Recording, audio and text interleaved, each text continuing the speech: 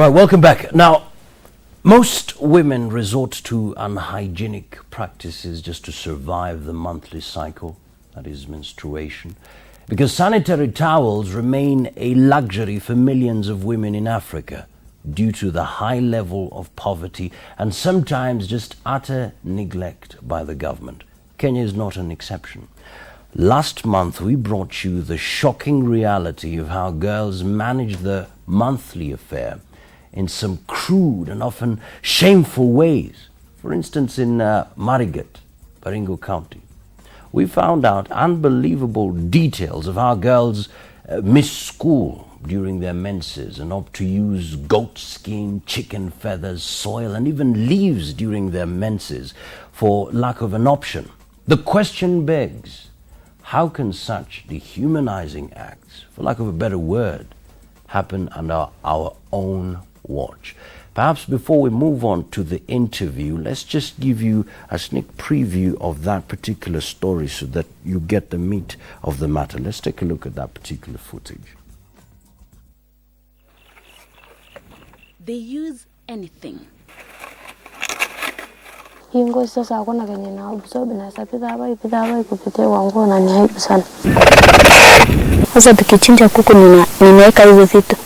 Or nothing at all to conceal a monthly natural cycle tied to the poverty cycle. At times I'm ashamed to talk about it because I didn't know in this country there are such like things being used.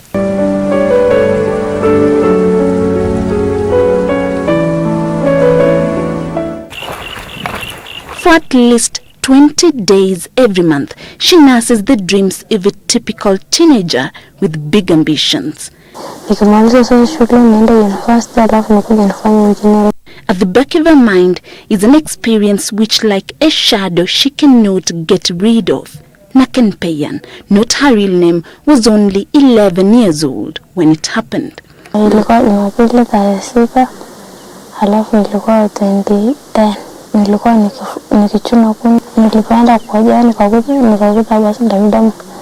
She stopped being the jovial girl she was. She was now a woman, one with the responsibility of struggling with monthly troubles.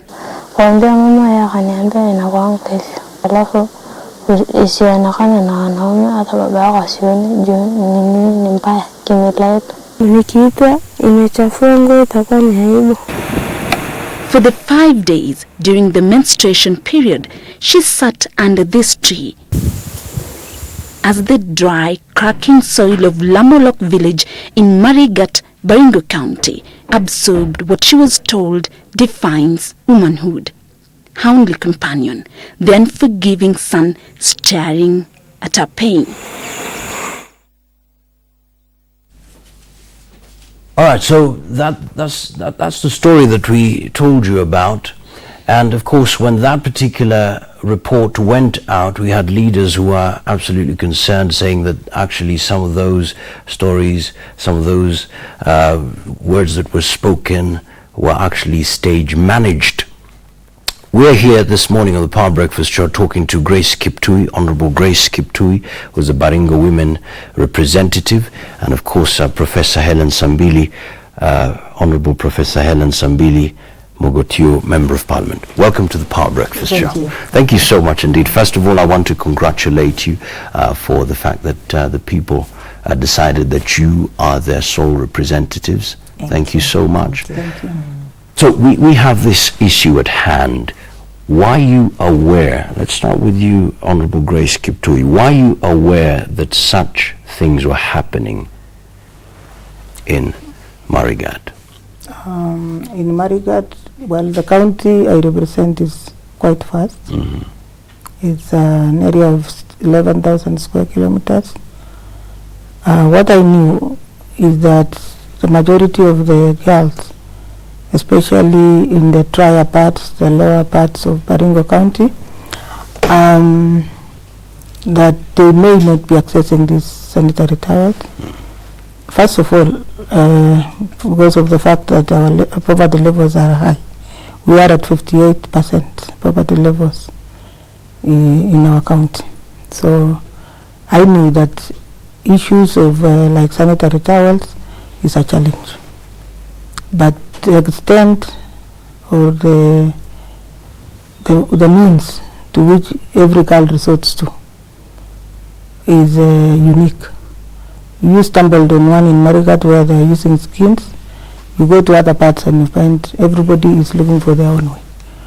So I may not have been aware of the goat skin itself, but I know I'm alive to the fact that people resort to different ways. All right. Professor, I mean, you've been in the political realm for quite a while now. Is it new when you see such a story? Were you aware of such things happening? Not specifically. Of course, I have been in politics for, say, 5 years now, but even before then I have been in touch with young people, having been a teacher. But I think the issue is a challenge, and it may not have been brought to, to the limelight. But I wasn't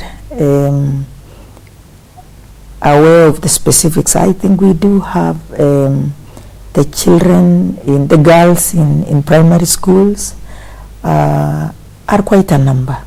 If I talk about my constituency, which is quite large also, 1,364 square kilometers, and it's semi-arid, and poverty level, as my colleague says, levels are very high. We have some boarding primary schools. These are the girls that get helped because they are teachers and education officials. They have matrons who can teach them and help them. But there's girls that are in public day primary schools, and maybe some of the parents really may not have been exposed. They may not have gone to school and may be using traditional ways of dealing with these issues.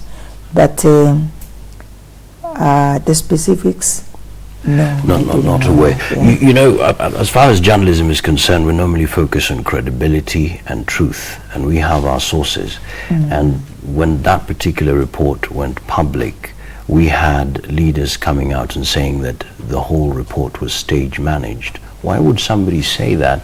And we have actually people speaking about these concerns, and some leaders even have come out to say, you know what, this is something that is happening. Perhaps from your part, is it that we're trying to protect our places? We don't want them to be seen from a bad light. Is that so? I would say that I'll not pretend to talk or try to get into the thought process of those leaders, because I wouldn't know why they would say so. They will talk for themselves. I'm sure there are ways and means where you can reach them. Well, maybe invite them here also. They may tell you why. But it may be that it was kind of a shock,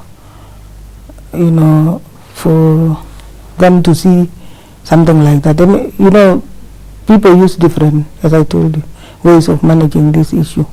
So maybe for them they were, that at that stage of shock, to a situation where they would not believe it can happen like that. Yeah. Right. Let's focus on a bit about what the government has been doing, and just to give you some facts here, looking at financial year 2011-2012, 240 million shillings was actually allocated for sanitary towels program. 240. That's 2011-2012. You come to 2012-2013. Good thing happened. It was raised to 300 million shillings. So that's an increase of 60 million. All right. But you come to 2013-2014, you see 201 million. That's actually a drop. Big drop. So the question is it that we don't have money, or is it that perhaps we don't see the need to deal with this situation? Why is it that such an important issue is not being looked at with the importance and intensity that it deserves? Perhaps we could start from you. Maybe, of course, 2013 to 2014 is this financial year. it is unfortunate when the amount of money is reduced, but perhaps, of course, we all know that we have a new government this time, and maybe the data. We need the data so that we can be able to address issues effectively. So I would like to maybe believe that perhaps maybe they did not have enough data as yet, and I believe that what we are doing now, bringing up these issues, the district education officers, the education officials in the county, we have county directors now, maybe it is those initial months when the data is still getting to the places of decision. So I believe that what is being done is useful, bringing up these issues, the reality of the needs on the ground. I don't think anyone would be really refuse to prioritize such an issue. But we definitely need to support our girls, to support the girls so that they can be able to go on in education. Missing 5 days in a month is going to amount to that student, that girl student, not performing in school at all.